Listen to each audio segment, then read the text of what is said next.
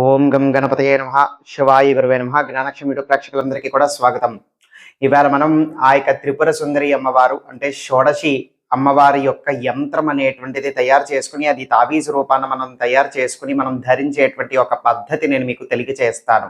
దీని వలన మీరు కోరుకుంటున్నటువంటి మీ యొక్క కార్యాలనేటువంటివి విజయం సాధించడమే కాకుండా మీరు మీ యొక్క ఇంటిలోని, మీ యొక్క కుటుంబంలోని, అలాగే ఇంట, బయట మీ యొక్క ఉద్యోగ రంగాల దగ్గర, వ్యాపార రంగాల దగ్గర, మీ యొక్క కొలీగ్స్, పై అధికారుల దగ్గర, మీరు ఇష్టపడుతున్నటువంటి మీ యొక్క ప్రియమైనటువంటి వాళ్ళ దగ్గర అంటే మీ యొక్క ప్రేమికులు కావచ్చు, మీ యొక్క చుట్టాలు కావచ్చు, లేకపోతే మీ యొక్క జీవిత భాగస్వామి కావచ్చు, ఎవరివైనా సరే మీకు ఆకర్షితులయ్యి మీరంటే అభిమానం అనేటువంటిది ఏర్పడి, మీ యందు ఇష్టత అనేటువంటిది ఏర్పడేటువంటి పరిస్థితి ఉంటుందన్నమాట. అంటే మీరంటే పడకపోవటం, గిట్టకపోవటం, ఏదో ఒక మిస్‌అండర్‌స్టాండింగ్స్ ఏర్పడటం, చిరాకులు, గొడవలు పడటం ఇట్లాంటివేమీ కూడా జరగవన్నమాట. అంతేకాకుండా దీని వలన మీరు ఎక్కడికైనా సరే ముఖ్యమైనటువంటి పని మీదనో, ముఖ్యమైనటువంటి కార్యం కోసమో మీరు వెళ్ళినట్లయితే కనుక అది విజయం అనేటువంటిది జరుగుతుంది. ఆ యొక్క పనులనేటువంటివి తాపీగా, చక్కగా, విజయంగా పూర్తవుతాయన్నమాట. మరి ఏ విధంగా తయారు చేసుకోవచ్చు అనబడేటువంటి విషయానికొద్దాం. ఈ యొక్క ప్రక్రియ ఏదైనా సరే ఒక శుక్రవారం నాడు మీరు చేసుకోవచ్చు.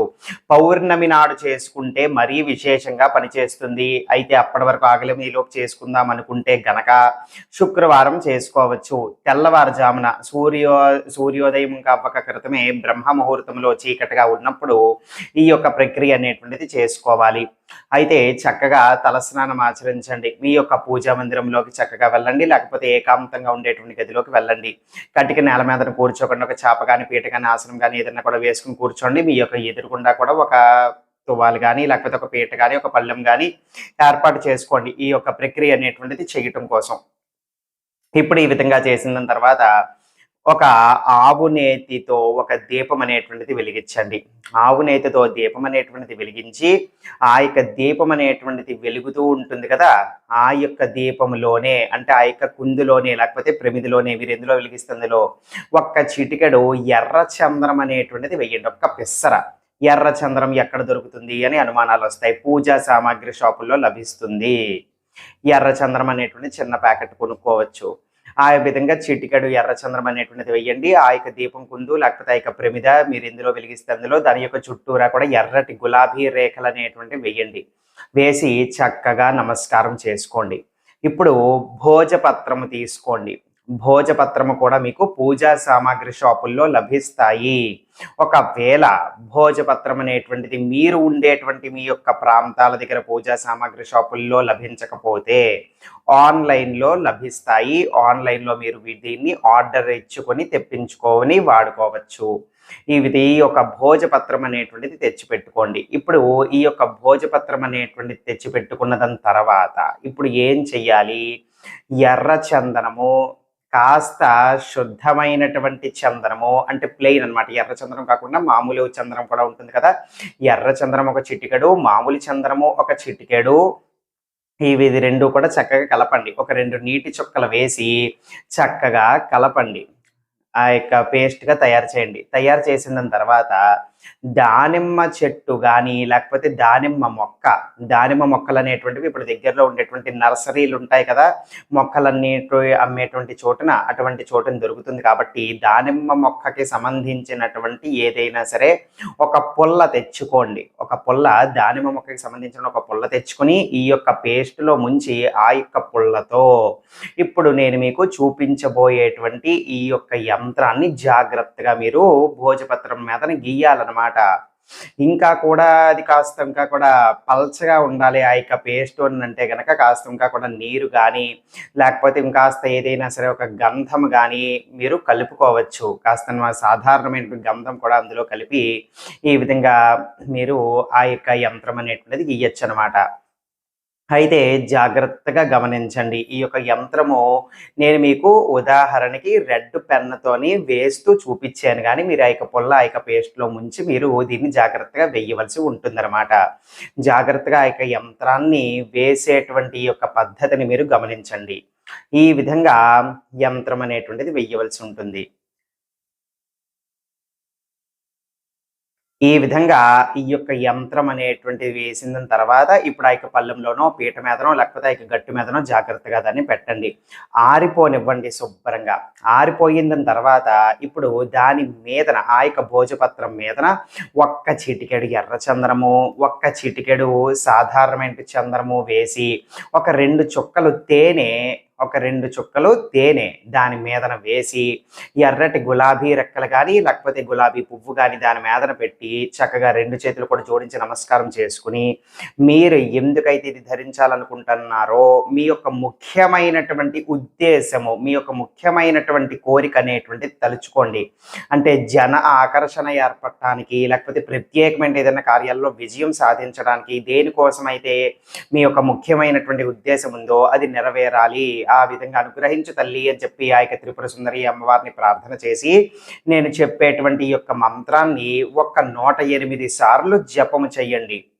మంత్రం తెలియజేస్తున్నాను వినండి. ఓం ఐం క్లీం సౌః శ్రీం త్రిపుర సుందర్యై నమః. ఓం ఐం క్లీం సౌః శ్రీం త్రిపుర సుందర్యై నమః. ఇది ఆ యొక్క మంత్రము. మీరు గుర్తుపెట్టుకోండి. ఇప్పుడు మీరు ఈ యొక్క యంత్రం అనేటువంటిది గీశారు కదా! ఆ యొక్క యంత్రం కిందన కూడా నేను మీకు రాసిపెట్టి కూడా చూపించాను. ఆ యొక్క యంత్రం కిందన కూడా ఇదే మంత్రాన్ని మీరు రాయాలన్నమాట. ఆ యొక్క యంత్రం కిందన నేను మీకు చూపించినట్టు విధంగా భోజపత్రం మీద రాయాలి.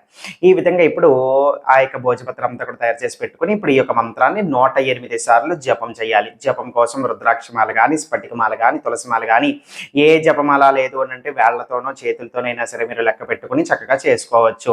చేసుకున్న దాని తర్వాత జపం పూర్తయిపోయిన తర్వాత ఒక చిన్న కర్పూర బిళ్ళతో దానికి ఆరతి ఇవ్వండి. ఆరతి ఇచ్చిన తర్వాత ఇప్పుడు ఆ యొక్క భోజపత్రం మీద పెట్టినటువంటి ఆ యొక్క పువ్వుల రేఖలు కానీ, పుష్పం కానీ ఉంటే కనుక అది ఒక్కటే జాగ్రత్తగా తీసేసి ఇప్పుడు మిగతా ఆ యొక్క భోజపత్రం అంతా కూడా జాగ్రత్తగా మడిచి పెట్టండి. జాగ్రత్తగా మడత పెట్టి ఒక ఖాళీ తావీజులు అనేటువంటివి మనకి అమ్ముతూ ఉంటారు. పూజా సామాగ్రి షాపుల్లో కూడా మనకి దొరుకుతూ ఉంటాయి అన్నమాట. ఖాళీ తావీజులు అనేటువంటివి ఒక సిల్వర్ కలర్‌ది ఏదైనా సరే తెచ్చుకోండి. సిల్వర్ కలర్‌ది ఉంటే మంచిదనమాట.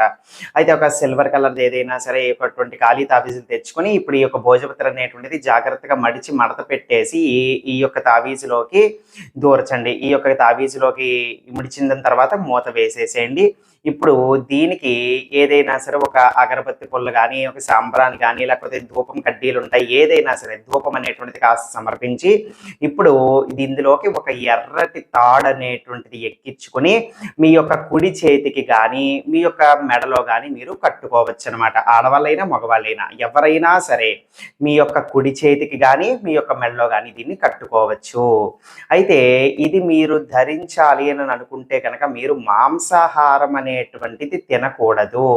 ఇది మీ యొక్క ఒంటి మీద ఉన్నంత వరకు మీరు తినాలి అని అనుకుంటే గనక ఇది తీసేయాలి. తీసేసి మీ యొక్క పూజా మందిరంలో పెట్టుకుని అప్పుడు మీరు ఆ యొక్క రోజంతా కూడా అది ధరించడానికి అవ్వదు. ఆ విధంగా మీరు స్వీకరించిన తర్వాత మాంసాహారం మరుసటి రోజు ఉదయం పూట ఇప్పుడు నేను మీకు ఒక మంత్రం చెప్పాను కదా!